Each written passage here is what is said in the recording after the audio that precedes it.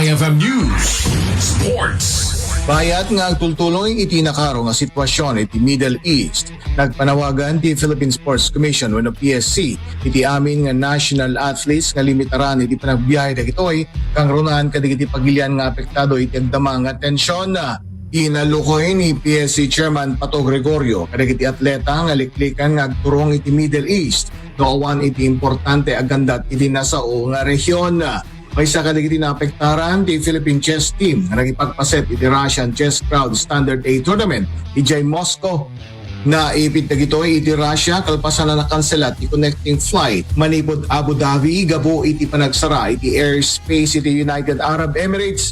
Agtultuloy iti panagmonitor ti PSC kadagiti mapaspasamak ken mangiruwar iti nainpay nga update no masapol no sa dino ti seguridad ken kinatalged dagiti atleta iti top priority iti ahensya.